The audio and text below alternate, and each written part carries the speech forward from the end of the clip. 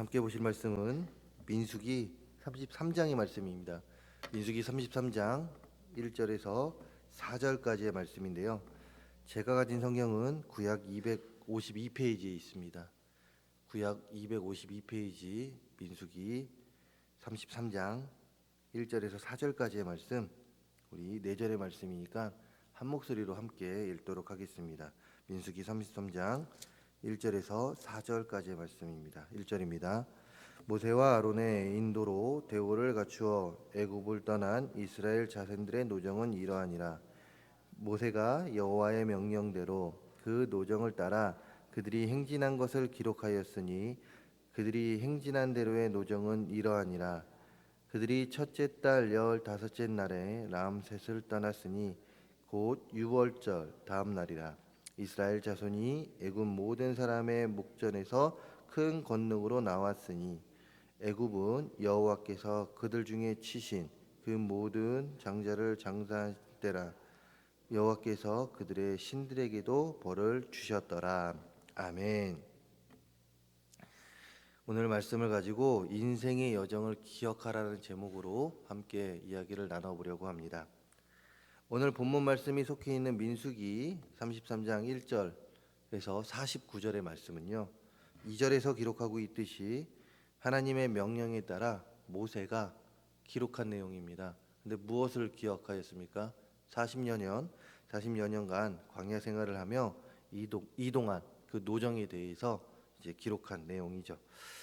모세가 기록한 광야 노정은 크게 세 부분으로 나눌 수 있습니다. 비록 읽지 않았지만 이제 그 4절 이하 5절부터 계속해서 보게 될 때 3절에서 15절로서 첫 번째로 3절에서 15절로서 여기서 모세는 라암셋에서 시내 광야까지의 여정을 기록하고 있습니다.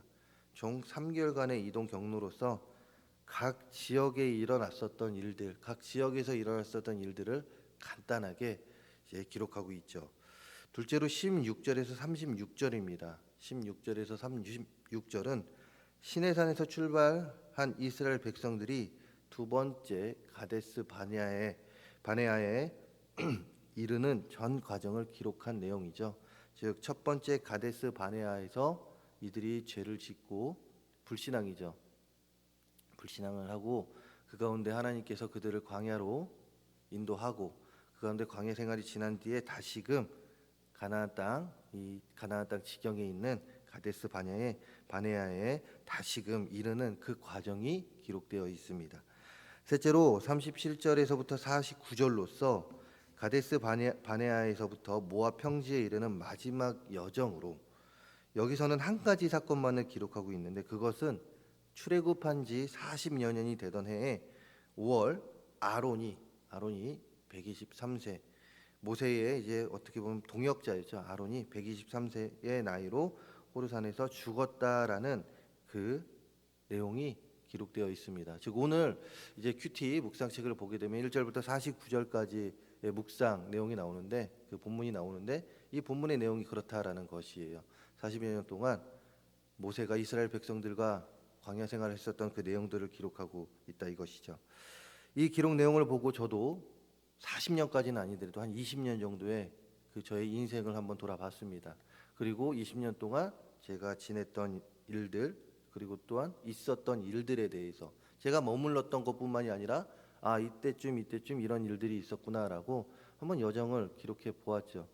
근데 쉽지가 않더군요. 20년 전의 이야기, 20년 전의 일을 이렇게 하나씩 기록했을 때 큰 것은 기록됩니다. 큰 것은 기록된다 이것이에요. 그런데 그 안에 있었던 그 외에 다른 내용들을 이렇게 기록해 보려고 했더니 잘 되지 않았습니다. 한번 우리 성도님들도 오늘 돌아가셔서 잠깐의 시간을 내서 한번 기록해 보시기 바랍니다. 우리의 신앙 여정을 한번 기록해 봤으면 좋겠어요. 이것이 쉬운지 아니면 어려운지 한번 해보시기 바랍니다. 그런데 모세는 지금 이 40여 년간의 기록, 그 여정을 기록하고 있다 이것이에요. 참 모세의 머리가 참 좋다라는 생각, 기억력이 참 뛰어나구나라는 생각을 해보면서 동시에 하나님께서 능력을 주셨기 때문에 이것은 가능하지 않았을까라는 생각을 해봅니다. 왜 그랬습니까? 이것은 모세가 자기의 의도로 적은 것이 아니죠. 2절 말씀에 기록하고 있듯이 하나님께서 모세에게 명령하여 이제 모세가 여호와의 명령대로 그 노정을 따라 기록하였다라고 했듯이 하나님께서 모세에게 능력을 주셔서 참 이 모든 것을 기록하지 않았나라는 생각을 해 봅니다. 그런데 여기서 하나님은 왜 모세에게 이 40여 년 광야 생활의 여정을 기록하게 했을까라는 이 질문을 해보게 됩니다. 그냥 이제 가나안 땅에 들어가서 잘 살아도 되는데 하나님께서는 왜 그 가나안 땅에 들어가기 일보 직전에 이 여정을 기록하게 했냐 이것이죠. 그렇다면 하나님께서는 왜 그러셨을까요? 우리 성도님들은 이 질문에 어떻게 대답을 하시겠습니까? 하나님께서는 왜 모세에게 지난 40여 년 그 생활들을 기록하게 하셨을까요? 그것은 바로 기억하게 하시기 위함입니다. 기억하게 하시기 위함입니다. 무엇을요? 광야 생활 가운데 역사하신 하나님을 말입니다. 즉 40년 동안 함께 하셨던 그 하나님을 기억하게 하시기 위함이었죠. 그리고 하나님께서 약속한 땅에서 하나님을 더 바라보고 살게 하기 위한 목적이 있었던 것입니다. 쉽게 말해서 광야 여정을 기록하면서 하나님께서 그들에게 행한 일을 깨닫게 하심을 통하여 그들이 더욱 성숙한 그리스도인이 되게 하시려는 목적이 있었다 이것이죠. 하나님의 자녀로서 부끄럼 없이 이제 가나안 땅에 들어가서 부끄럼 없이 하나님의 자녀로서 살게 하기 위한 목적이 있었다 이것입니다. 이런 목적이 담긴 광야 40여 년의 여정의 기록을 우리가 읽고 묵상할 때면 하나님은 어떠한 분이시다라는 것을 깨닫게 되는데요. 이 40여 년, 그 40여 년 우리 잠깐 생각해 보시기 바랍니다. 우리는 이 광야 생활에 대해서 알고 있죠. 큰 사건들에 대해서는 몇 가지씩 이렇게 알고 있습니다. 홍해를 가른 사건, 또한 만나와 외출하기를 항상 주셨던 그 사건들, 항상 구름 기둥과 불 기둥으로 인도해 주셨던 그 사건들, 그 사건들을 생각해 봤을 때 하나님의 어떤 모습이 기억됩니까? 먼저는 능치 못하실 일이 없으신 분임을 우리는 다시금 깨닫게 됩니다. 홍해의 사건도 그렇습니다. 그 누가 그 바다가 갈라질지 알았겠습니까? 그건 하나님께서 하신 것이죠. 만나와 메추라기를 매일같이 부어주신 것도 그렇습니다. 그런데 3절 말씀을 다시 보게 되면 이 또한 하나님이 아니면 할 수 없었던 일이었는데요. 3절을 다시 보게 되면 이렇게 기록되어 있죠. 우리 3절의 말씀 한 번 더 함께 읽겠습니다. 그들이 첫째 달 15째 달 날에 람셋을 떠났으니 곧 유월절 다음 날이라. 이스라엘 자손이 애굽 모든 사람의 목전에서 큰 권능으로 나왔으니. 아멘. 이 말씀은 무엇입니까? 바로 출애굽의 시작입니다. 출애굽 사건의 이야기로서 이스라엘이 노예로 있었던 당시 애굽에서 탈출하게 된 이야기, 마지막 장자의 죽음 사건, 그 이후의 이야기를 기록한 것인데, 당시 이스라엘이 노예로 있었던 애굽은요 세계 최강 대국이었습니다. 당시 왕이었던 바로는 신의 아들로 백성들의 숭배를 받았고 그의 권력은 하늘을 찌를 듯했죠. 그 누구도 이 애굽을 쉽게 건들지 못했습니다. 그렇게 그 통치 아래서 이스라엘이 해방된다라는 것, 탈출한다라는 것은요 어떻게 했습니까? 거의 불가능한 일이죠. 0.0000001%의 가능성이 있다고 할지언정 이거는 99.99999% 불가능한 일이었습니다. 그러나 우리가 알다시피 이것은 이루어졌습니다. 0.0000 정말 불가능할 뻔했었던 그 일이 이루어졌습니다. 누구로부터 이루어졌습니까? 모세로부터 이루어졌습니까? 모세가 이끌어 나왔으니 모세로부터 이루어졌습니까? 그렇지 않습니다. 하나님께서 모세를 이용하신 것입니다.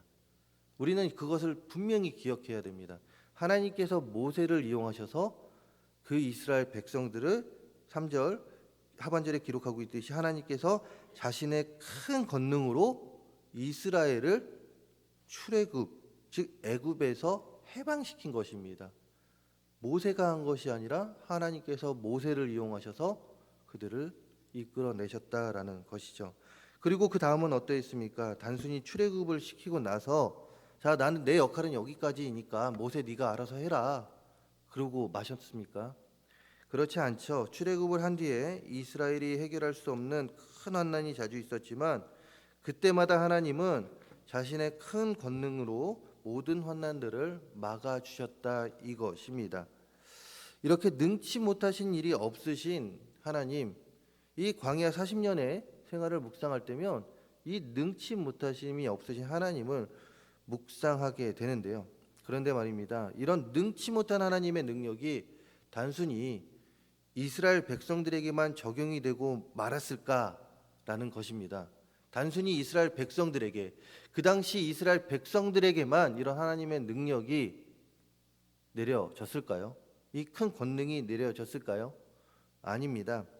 오늘 이 시간 예배하고 있는 우리 모두에게, 또한 우리 동성교회 모든 성도님들에게, 하나님께서 택한 모든 백성들에게 동일하게 나타내고 있다 이것입니다. 누구에게요? 바로 나에게, 옆에 있는 분들에게가 아니라 바로 나에게 그 능력이 나타내어지고 있다 이것이죠. 우리의 삶을 한번 돌아보시기 바랍니다. 아까 제가 말씀드리지 않았습니까? 바쁜 일상을 살지만 10분이라도 좋습니다. 5분이라도 좋습니다. 우리의 신앙 여정을 한번 돌아보시기 바랍니다. 신앙 여정을 돌아봤을 때 정말 우리의 능력으로는 해결할 수 없었던 일들이 너무나도 많은 것을 알게 될 것입니다. 그 일들로 인해서 눈앞이 깜깜하고 어떻게 살아야 하나 했을 것입니다.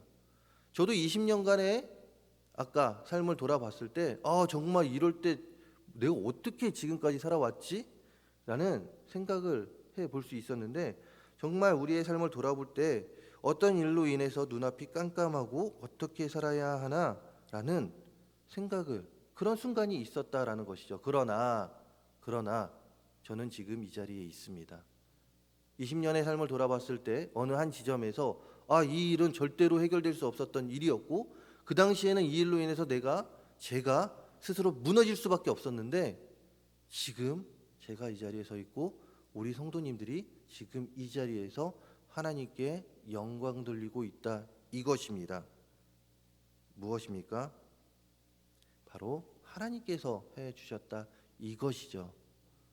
우리가 한 것이 아니라 우리가 기도하고 하나님을 의지할 때 하나님께서 그 크신 권능으로 하나님의 때에, 자신의 때에 우리는 해결할 수 없었던 그 모든 일들을 가장 좋은 타이밍에 가장 좋은 것으로 해결해 주셨고 그 가운데 우리는 이 자리에서 하나님께 영광을 돌리고 있고 또한 하나님을 더욱더 바라보며 나아가고 있다 이것입니다. 그 전지전능한 능력으로 모든 일을 해결해 주신 것이죠. 이런 하나님의 능력이 지금도 우리 삶에 역사하고 계십니다. 지금 이 시간에도 역사하고 계시고 우리는 그 능력 아래 살아가고 있다 이것입니다. 이런 하나님의 능력이 우리 삶의 원동력이 되어 우리는 살아가고 있다 이것입니다. 하나님의 능력이 우리 삶의 원동력이 되심을 믿으십니까? 우리는 그 능력 아래서 붙잡혀 있음을 믿으십니까? 이것을 믿고 힘내서 하나님께서 허락해 주신 매일매일의 삶을 아름답고 최선을 다해 살아갈 수 있는 우리 모두가 되기를 소망합니다. 우리의 환경을 볼 때, 우리 주변 환경을 볼 때 정말 우리는 살아갈 수 없을 때가 많이 있습니다. 어떻게 살아가나라고 할 것입니다. 하지만 하나님의 능력이 우리와 함께 하고 있습니다. 이 능력을 믿으시기 바랍니다. 그리고 하나님의 이름 아래서 승리하는 우리 모두가 되기를 간절히 소망합니다. 더 나아가 광야 40년 생활 가운데 하나님의 사랑이 얼마나 크신지를 다시금 깨닫게 됩니다. 시내 광야에서 가나안까지는 10하루길이면 갈 수 있었던 길입니다. 그런데 그 길을 이스라엘 백성들은 얼마에 걸쳐서 갔다고 합니까? 40여 년이 걸려 갔습니다. 왜 그렇습니까? 불신앙 때문에 그렇습니다. 그런데 단순히 그 순간만 불신앙을 했을까요? 즉 가나안 땅 정탐하러 갔을 때 그 순간만 불신앙으로 끝나고 광야 생활 가운데는 이들이 깨우치고 그냥 바로바로 온전히 살아갔을까요? 그렇지 않았습니다. 이들은 광야 40년 생활 가운데도 계속해서 하나님을 원망했을 뿐만 아니라 우상을 숭배하였습니다. 쉽게 말해서 인간으로서 지을 수 있는 거의 모든 죄를 다 짓고 살았다 이것이죠. 그러나 하나님의 반응은 어떠합니까? 이스라엘이 심한 죄를 지었음에도 불구하고 끝까지 이들을 사랑해 주십니다. 그리고 자신의 약속을 지키셔 이스라엘을 가나안 땅으로 들어가게 하시죠. 이런 하나님의 모습, 이들을 사랑하는 이 모습, 그 이면의 이스라엘의 모습 가운데 저는 우리들의 모습이 보이는 것 저만의 착각일까요? 우리들의 삶을 돌아보시기 바랍니다. 우리는 죄 가운데 살았던 이들입니다.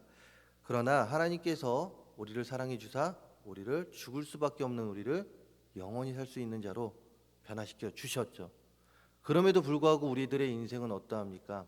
매일같이 알게 모르게 많은 죄를 짓고 있는 자들이 바로 우리들입니다. 그런데요, 하나님은 이런 우리들을 포기하지 않으셨다 이것입니다. 정말 믿는 자로서 세상 사람보다 못한 모습으로 살아갈 때도 있고 또한 그 가운데 회개하며 눈물로서 용서를 구하고 다시는 그러지 않겠다라고 다짐하지만 며칠 후면 동일한 모습으로 살아가는 우리들의 모습, 세상 사람들보다 못한 모습으로 살아가는 우리들 모습 가운데서도 하나님은 이런 우리를 포기하지 않으셨다 이것이죠. 항상 우리 곁에서 우리의 마음을 위로하여 주시고 우리를 쓰다마 주고 계시다 이것입니다. 우리는 지금까지 그렇게 살아왔습니다. 그리고 앞으로도 이렇게 살아가게 될 것입니다. 왜요? 하나님께서 우리를 사랑하시기 때문에 그렇습니다. 나를 사랑하시기 때문에 그렇다 이것이죠. 나는 하나님의 사랑 가운데 살아가는 자입니다. 여기 있는 우리 모두는 하나님의 사랑 가운데 살아가는 자입니다. 그렇기 때문에 우리는 누구입니까? 하나님의 사랑에 빚진 자입니다.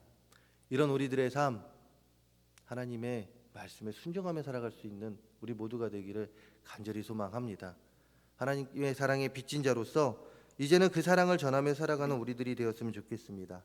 가족에게, 친지에게, 또한 우리 주변 이웃들에게, 함께 믿음 생활하는 우리 믿음의 식구들에게 그 받은 사랑 전하며 살아갈 수 있는 우리 모두가 되기를 간절히 소망합니다. 우리의 인생을 돌아보았을 때 하나님은 매 순간마다 우리에게 큰 능력과 사랑으로 함께해 주셨습니다. 이 능력과 사랑이 삶의 원동력이 되어 우리는 살아왔고 이것으로 인하여 스스로가 그리스도인임을 자랑스럽게 여기며 또한 살아왔습니다.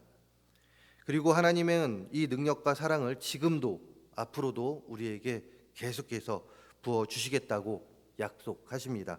그러니 하나님의 능력과 사랑을 기억하며 내가 그리스도인이 됨에 자랑스럽게 생각하시기 바랍니다. 예수쟁이로 살아감을, 하나님의 아들로서 택함받은 백성으로 살아감을 자랑스럽게 여기는 우리 모두가 되기를 간절히 소망합니다. 그리하여 이 세상을 살아갈 때 부끄럼 없는 삶, 하나님의 자녀로서 부끄럼 없는 삶을 살아가는 우리 모두가 되기를 소망하며 동시에 항상 주 예수 그리스도의 이름 아래서 승리하는 삶, 그 말씀 안에서 승리하는 삶을 살아가는 우리 모두가 되기를 간절히 소망합니다. 기도하겠습니다.